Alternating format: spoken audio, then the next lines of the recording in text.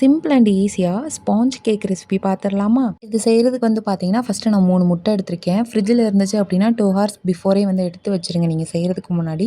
நம்மக்கிட்ட பீட்டர் இல்லாததுனால நம்ம எல்லாமே மிக்சியில் தான் போட்டு பீட் பண்ண போகிறோம். 3 முட்டை வந்து சேர்த்தக்கப்புறம் வந்து பார்த்தீங்கன்னா, ஒரு கப்பளவு வச்சு தான் நம்ம எல்லாமே மெஷர் பண்ண போகிறோம். ஸோ ஒரு கப் அளவுக்கு 3/4 கப் அளவுக்கு நீங்கள் சீனி எடுத்து ஆட் பண்ணிக்கோங்க. ப்ளஸ் 2 டேபிள் ஸ்பூன் வந்துட்டு வெனிலா எசன்ஸ், ப்ளஸ் வந்து பார்த்தீங்க அப்படின்னா 1/4 கப் அளவுக்கு பட்டரோ இல்லை ரீஃபைண்ட் ஆயில் உங்கள்கிட்ட எது இருந்தாலும் நீங்கள் ஆட் பண்ணிக்கலாம். டேஸ்ட் வந்து என்ஹான்ஸ் பண்ணுறதுக்காக ஒரு பிஞ்ச் ஆஃப் சால்ட் வந்து ஆட் பண்ணிவிட்டு நல்லா பீட் பண்ணிக்கோங்க. ஒரு மிக்ஸியில் பீட் பண்ணக்கப்புறம் வந்து பார்த்திங்கன்னா, நம்ம மைதா வந்துட்டு 1 கப் ஃபுல்லாக மைதா எடுத்துக்க போகிறோம். ஸோ அந்த மைதா வந்து கொஞ்சம் கொஞ்சமாக பிரித்து நம்ம ஆட் பண்ணிவிட்டு, அதுக்கப்புறம் வந்து பார்த்திங்கன்னா, இட்லி சட்டியை வந்துட்டு 5 மினிட்ஸ் முன்னாடி லோ ஃப்ளேமில் வந்து நான் ஹீட் பண்ணி வச்சுக்கிட்டேன்.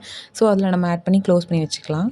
ஆக்சுவலாக கேக் பண்ணி வச்சுருந்தோம். ஒரு மாதிரி நல்ல ஸ்மெல் வருது. அந்த வெனிலா ஃப்ளேவர் எசன்ஸோட நல்லா ஸ்மெல் வருது. எப்படி இருக்குன்னு பார்த்துடலாமா? இந்த வீடியோ வந்து பார்த்தீங்க அப்படின்னா, ஒரு 20 மினிட்ஸ் ஆஃப்டர் நான் போய் பார்த்தது தான். ஸோ அப்போயே வந்து பார்த்தீங்கன்னா, நல்லா உப்பி வந்திருந்ததுன்னா, அதில் பேக்கிங் சோடா எதுவுமே ஆட் பண்ணல.